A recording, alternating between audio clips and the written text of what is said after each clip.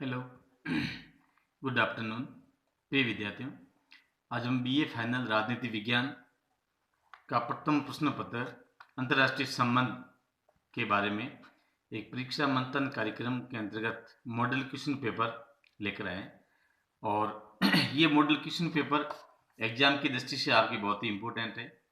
अक्सर विद्यार्थी परीक्षा में किस टाइप की जो प्रश्न को हल करना पड़ता है और किस प्रकार से उसकी जो लेखन शैली होती है, आपकी जो शब्द सीमा होती है, वो किस प्रकार से लिखना होता है।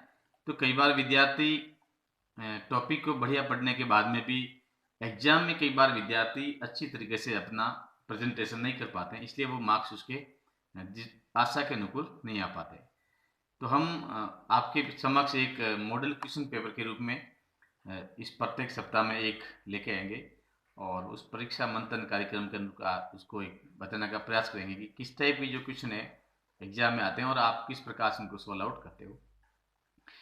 तो आज का जो मॉडल टेस्ट पेपर है उसके जो कुछ क्वेश्चन है जो मैं आपको बताता हूँ। आप लोगों को ये तो मालूम होगा कि आपके जो कंडीशन है वो तीन प्रकार की है, यूनिट, फर्स्ट, सेकंड और जो थर्ड, तीन प्रकार की जो सेक्शन आती है। ये आपकी जो पहली है वो अति लघुतात्मक, अति लघु, उसके बाद में है लघु ऋणात्मक और लास्ट वाला है विमुद्रात्मक। तो इस तीनों की जो कैटेगरी होती है उस तीनों की कैटेगरी के अकॉर्डिंग आपको जो एक मॉडल क्वेश्चन पेपर होगा उसमें प्रकार के प्रश्न है। छोटे वाले क्वेश्चन आते हैं जो अति लघुतात्मक प्रश्न आते हैं, उसमें आपके दो दो नंबर के जो मार्क्स होते हैं वो किस प्रकार से आपको हल करने पड़ते हैं। जैसे प्रश्न है राष्ट्रीय शक्ति का अर्थ बताइए। अब इस टाइप के जो क्वेश्चन होते हैं उसको आपको 30 शब्दों में लिखने पड़ते हैं, अर्थात 2 या 3 लाइन में आप उसको आंसर दे सकते हैं। कई बार विद्यार्थी क्या करते हैं कि जैसे छोटा सा क्वेश्चन तो 2 नंबर का है लेकिन पूरा पेज भर लेते हैं, तो उसकी कोई ज्यादा उपयोगिता नहीं रहती है। जितना आपको शब्द सीमा में प्रश्न पूछा गया है आप उसके अंदर ही उसको समेटने का प्रयास करें, जिससे कि एक तो आपके समय की बचत होती है और समय की बचत के साथ साथ में आपकी जो लेखन की जो शैली है उसमें भी आपका एक प्रभावशाली रहता है। तो अंतरराष्ट्रीय शक्ति का अर्थ बताइए। तो इसका जो आंसर लिखना वो है राष्ट्रीय शक्ति किसी राष्ट्र की वह शक्ति है, राष्ट्रीय शक्ति किसी राष्ट्र की वह शक्ति है जिसके आधार पर राष्ट्र दूसरे राष्ट्रों के कार्यों, व्यवहारों और नीतियों को प्रभावित कर उन्हें अपने नियंत्रण में लेकर स्वयं की इच्छा अनुसार कार्य करवाते हैं। बस इतना सा लिखना है। यानी कि राष्ट्रीय शक्ति क्या है, इसका जो सटीक उत्तर है वो आपको जो जैसे मैंने आपको बताया उसके अकॉर्डिंग आपको लिखना है। दूसरा प्रश्न आता है राष्ट्रीय शक्ति को प्रभावित करने वाले प्रमुख तत्व कौन कौन से हैं। प्रश्न वापस दोबारा सुन लो। कई बार विद्यार्थी एग्जाम में जो प्रश्न होते हैं उसको ढंग से पढ़ते नहीं और फटाफट में लिखने का प्रयास करते हैं। तो पहली बार आपको एक प्रश्न को अच्छी तरीके से पढ़कर उसको समझना है कि प्रश्न क्या कह रहा है, उसके बाद में आपको आंसर देना पड़ता है। राष्ट्रीय शक्ति को प्रभावित करने वाले प्रमुख तत्व कौन कौन से हैं। तो इसमें जो देश की जो शक्ति होती है उस शक्ति में कौन से जो फैक्टर है उसको प्रभावित करता है। तो भूगोल, उस देश का जो भूगोल होगा, क्षेत्रफल, जलवायु, स्थलाकृति, अवस्थिति, जनसंख्या, तकनीक, कूटनीति, विचारधारा इत्यादि। ये जो तत्व हैं, फैक्टर्स हैं जो देश की विदेश नीति या उसकी जो ताकत को प्रभावित करने की परिभाषा में आते हैं। उसके बाद में पॉलिटिक्स अमोंग नेशंस बहुत महत्वपूर्ण जो पुस्तक है और कई बार इसके ऊपर प्रश्न भी एग्जाम में आते रहते हैं। पॉलिटिक्स अमोंग नेशन पुस्तक के लेखक कौन है, यानी कि ये जो पुस्तक है वो किसके द्वारा लिखी गई थी। तो हंस जे मार्गेनथाउ, मार्गेनथाउ का नाम बहुत चर्चित है क्योंकि ये अंतर्राष्ट्रीय राजनीति में शक्ति की जो राजनीति होती है उसका ये समर्थन करता है, यथार्थवादी विचारक है। तो मार्थेंगाओ ने इस किताब को लिखा था। उसके बाद में प्रश्न है शक्ति संतुलन के कोई दो उद्देश्य बताइए। यानी कि शक्ति संतुलन है उसका क्या क्या जो उद्देश्य है, क्यों शक्ति संतुलन स्थापित की जाती है, शक्ति संतुलन खुद क्या होती है। शक्ति संतुलन में क्या होता है कि अंतरराष्ट्रीय जगत में जो दो महाशक्तियां होती हैं, जो दो राष्ट्र होते हैं, तो उसमें यह प्रयास किया जाता है कि ऐसा नहीं कि एक राष्ट्र ज्यादा ताकतवर हो और दूसरा राष्ट्र कमजोर ताकतवर हो, तो जो ज्यादा ताकतवर राष्ट्र होता है उसके पास में पावर ज्यादा आने से वो दूसरा जो राष्ट्र होता है वो इम्बैलेंस हो जाता है, और ऐसी स्थिति में दोनों के बीच में जो स्थिति वो संतुलित नहीं रहती है। तो किस प्रकार की स्थिति पैदा की जाएगी, दोनों की जो स्थिति वो अंतरराष्ट्रीय जगत में एक बैलेंस में रहे। तो इसके जो उद्देश्य हैं, पहला उद्देश्य है कि छोटे राज्यों की स्वाधीनता की सुरक्षा करना, यानी कि जो राष्ट्र शक्तिशाली राष्ट्र है, शक्तिशाली राष्ट्र के द्वारा जो छोटे छोटे राष्ट्र होता है उनका आर्थिक उपनिवेशवाद की नीति के कारण उनका शोषण किया जाता है। तो इनका जो शक्ति संतुलन का जो उद्देश्य होता है कि जो छोटे राष्ट्र होता है उन छोटे राष्ट्रों की जो स्वाधीनता है, उनकी संप्रभुता है, उसकी स्वतंत्रता है, उसकी सुरक्षा करना। उसके बाद में अंतरराष्ट्रीय शक्ति की पोषक, अंतरराष्ट्रीय शक्ति का पोषण। तो इस प्रकार के दो उद्देश्य हैं। अगला प्रश्न है शक्ति संतुलन स्थापित करने के कोई दो उपाय बताइए, यानी कि ऐसे कौन से उपाय हैं जिन उपायों के माध्यम से अंतरराष्ट्रीय स्तर पर शक्ति का संतुलन स्थापित किया जा सकता है।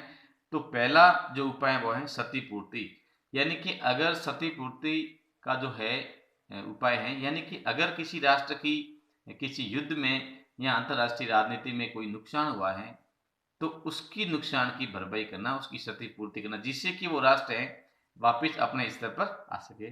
दूसरा है हस्तक्षेप करना, यानी कि अगर दो देशों के बीच में कोई प्रकार की जो विरोधी विचारधारा चल रही है या किसी सीमा विवाद को लेकर या किसी मुद्दे को लेकर कोई बीच में विवाद है, तो ऐसी स्थिति में जो अन्य जो राष्ट्र होता है, तीसरा जो राष्ट्र होता है, वो इनके बीच में हस्तक्षेप कर या अंतर्राष्ट्रीय जो संगठन है वो उनके बीच में हस्तक्षेप कर उनको संतुलित करने का प्रयास करे।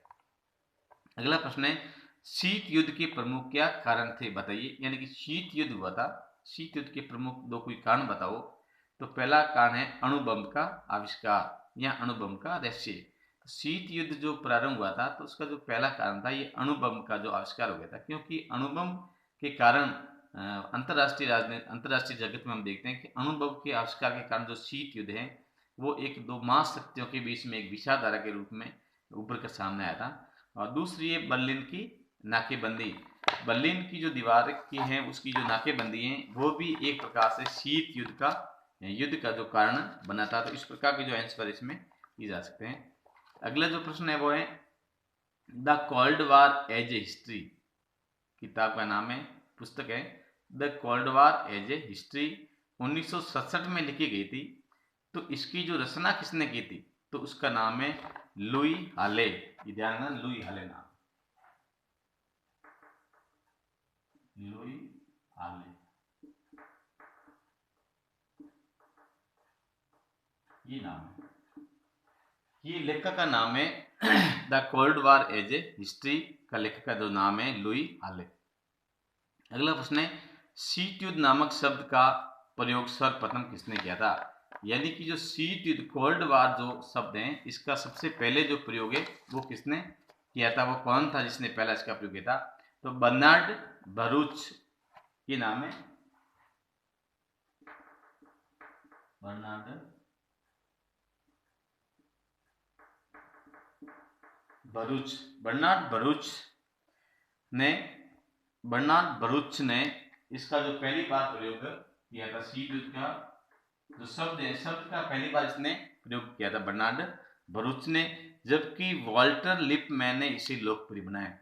वॉल्टर लिपमैन था, इसने इसको लोकप्रिय बनाया था। तो इस टाइप का जो प्रश्न आता है जिसमें कई बार आप अगर प्रश्न को समझ नहीं पाते तो दोनों का नाम का उल्लेख भी कर सकते हो कि शीत युद्ध जो शब्द है इसका जो सबसे पहली बार प्रयोग तो बर्नार्ड बरूच ने किया था, लेकिन इसको ज्यादा जो लोकप्रिय बनाया था तो लोकप्रिय वॉल्टर लिपमैन ने इसको लोकप्रिय बनाया था।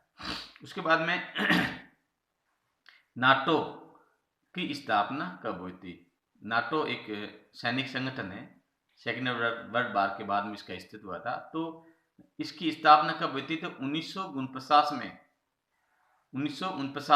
ब्रुसेल्स संधि के द्वारा नाटो की स्थापना हुई थी 1949 में। नाटो है इसकी स्थापना हुई थी 1949 में। ये भी प्रश्न आपके बीए फाइनल के जो फर्स्ट पेपर हैं इसमें कई बार ये प्रश्न पूछा जाता है, तो इस टाइप में आपको लिखना है।